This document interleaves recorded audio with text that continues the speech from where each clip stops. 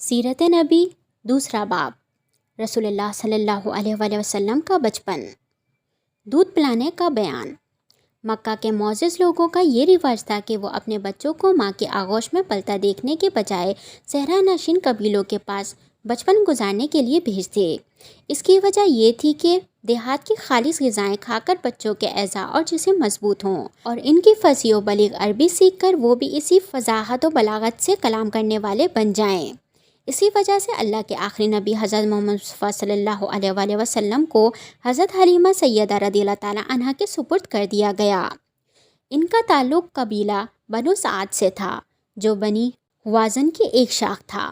یہ قبیلہ عربیت اور فصاحت میں اپنا جواب نہیں رکھتا تھا۔ حضرت حلیمہ اپنے قبیلے کی خواتین کے ساتھ مکہ میں بچے کو رضاعت پر لینے کے لیے آئیں۔ حضرت حلیمہ کی قسمت کا ستارہ اپنے عروج پر تھا کہ آپ کو 2 سال تک دودھ پلانے کی سعادت ان کے حصے میں آئی۔ دودھ پلانے کی برکتیں۔ بعض روایت کے مطابق بی بی حلیمہ کے علاوہ مزید 6 خوش قسمت خواتین نے آقا کریم علیہ السلام کو دودھ پلانے کا شرف حاصل کیا۔ ان تمام عورتوں کو دولت ایمان نصیب ہوئی، جبکہ حضرت حلیمہ کو دودھ پلانے کی خدمت کا یہ انعام ملا کہ ان کا پورا گھرانہ دولت ایمان سے مالا مال ہوا۔ حضرت حلیمہ کے شوہر حضرت حارث رضی اللہ تعالیٰ عنہ صاحبزادے عبداللہ بن حارث اور 2 صاحبزادیاں انیسہ بنت حارث اور جدامہ بنت حارث ہیں۔ جدامہ بنت حارث ہی شیمہ کے نام سے مشہور ہیں، جو اللہ کے آخری نبی علیہ السلام کی بڑی رضائی بہن تھیں اور آپ کو گود میں کھلاتی اور لوریاں دیتی تھیں۔ بچپن کے واقعات و برکات۔ حضرت حلیمہ سیدہ رضی اللہ تعالیٰ عنہا جب اللہ کے آخری نبی حضرت محمد مصطفیٰ صلی اللہ علیہ وآلہ وسلم کو لینے کے لیے آپ کے مکان عالی شان پر پہنچی تو فرماتی ہیں، میں نے دیکھا ہے کہ آپ سفید کپڑے میں لپٹے ہوئے ہیں، آپ کے پاس سے خوشبوئیں اٹھ رہی ہیں، سبز رنگ کا ریشمی کپڑا نیچے بچھا ہوا ہے، پشت کے بل آرام فرما رہے ہیں۔ میں نے آہستہ سے قریب ہو کر اپنے ہاتھوں پر اٹھا کر آپ کے سینہ مبارک پر ہاتھ رکھا تو آپ مسکرانے لگے، اپنی سرمگی آنکھیں کھول دیں اور مجھے دیکھنے لگے۔ میں نے محسوس کیا کہ آنکھوں سے انوار نکل رہے ہیں اور آسمان کو چھو رہے ہیں۔ بے اختیار ہو کر میں نے آپ کی دونوں آنکھیں درمیان کا بوسہ لیا اور آپ کو اپنے سینے سے لگا لیا۔ جب آپ رضی اللہ تعالیٰ عنہا دودھ پلانے بیٹھیں تو نبوت کی برکتیں ظاہر ہونے لگیں۔ خدا کی شان کے حضرت حلیمہ رضی اللہ تعالیٰ عنہا کے اس قدر دودھ بڑھ گیا کہ آپ اور آپ کے رضائی بھائی عبداللہ بن حارث نے خوب پیٹ بھر کر دودھ پیا اور دونوں آرام سے سو گئے۔ رسول اللہ صلی اللہ علیہ وآلہ وسلم اپنی رضائی والدہ کا صرف ایک طرف سے دودھ پیتے، دوسری طرف سے وہ پلانا بھی چاہتی تب بھی نوش نہ فرماتے کہ وہ بھائی کا حصہ تھا۔ یہ اس بات کا اشارہ تھا کہ عدل و انصاف کا بول بالیں گے۔ آپ کی برکت سے حضرت حلیمہ کی لاغر اونٹنی جو دودھ سے خالی تھی، اس میں بھی خوب دودھ آ گیا۔ حضرت حلیمہ کے شوہر نے اس کا دودھ دوہا اور دونوں میاں بیوی نے خوب سیر ہو کر دودھ پیا اور وہ رات بڑی راحت و سکون سے بسر کی اور رات بھر میٹھی نیند کے مزے لوٹتے رہے۔ جب بیدار ہوئے تو حضرت حلیمہ کے شوہر حارث بن عبدالعزیہ کہنے لگے، حلیمہ تم بڑا ہی مبارک بچہ لائی ہو۔ حضرت حلیمہ رضی اللہ تعالیٰ عنہا نے کہا کہ واقعی مجھے بھی یہی امید ہے کہ یہ بچہ بڑا بابرکت ہے اور خدا کی رحمت بن کر ہمیں ملا ہے۔ عنقریب ہمارا گھرانہ خیر و برکت سے بھر جائے گا۔ حضرت حلیمہ فرماتی ہیں کہ جب ہم رسول اللہ صلی اللہ علیہ وآلہ وسلم کو لے کر مکہ شریف سے اپنے گاؤں کی طرف روانہ ہوئے تو میرا وہی خچر جو پہلے کمزوری کی وجہ سے قافلے والوں سے پیچھے رہ جاتا تھا، اب اس قدر تیز چلنے لگا کہ کوئی دوسری سواری اس کا مقابلہ نہ کر سکتی تھی۔ بچپن کی کچھ پیاری ادائیں۔ اللہ کے آخری نبی صلی اللہ علیہ وآلہ وسلم جب سے حضرت حلیمہ سیدہ رضی اللہ تعالیٰ عنہا کے پاس آئے، ان کے مویشی بڑھنے لگے، ان کی عزت میں اضافہ ہوا اور خیر و برکت نصیب ہونے لگی۔ جب تک آپ وہاں رہے، بی بی حلیمہ کا گھر خیر و برکت سے معمور رہا، دن بدن انعامات اور برکات میں اضافہ ہوتا رہا اور وہ خوشحالی کی زندگی بسر کرنے لگے۔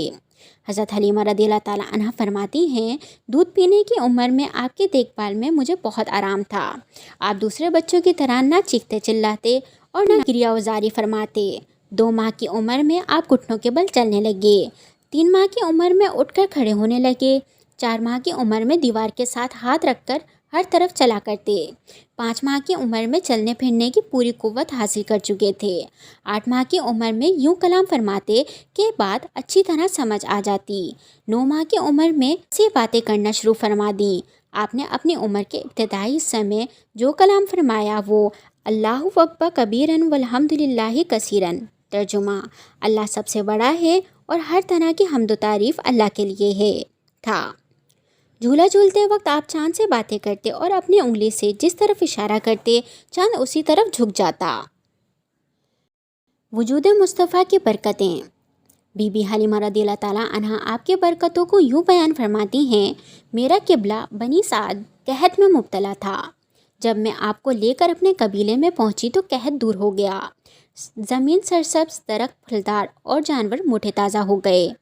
ایک دن میری پڑوسن مجھ سے بولی، اے حلیمہ، تیرا گھر ساری رات روشن رہتا ہے، اس کی کیا وجہ ہے؟ میں نے کہا، یہ روشنی کسی چراغ کی وجہ سے نہیں بلکہ حضرت محمد مصطفیٰ صلی اللہ علیہ وآلہ وسلم کے نورانی چہرے کی وجہ سے ہے۔ میرے پاس 7 بکریاں تھیں، میں نے آپ کا مبارک ہاتھ ان بکریوں پر پھیرا تو اس کی برکت سے بکریاں اتنا دودھ دینے لگیں کہ وہ ایک دن کا دودھ 40 دن کے لیے کافی ہوتا تھا۔ اتنا ہی نہیں، میری بکریوں میں بھی اتنی برکت ہوئی کہ 7 سے 400 ہو گئیں۔ قبیلے والے ایک دن مجھ سے بولے، ان کی برکتوں سے ہمیں بھی حصہ دو۔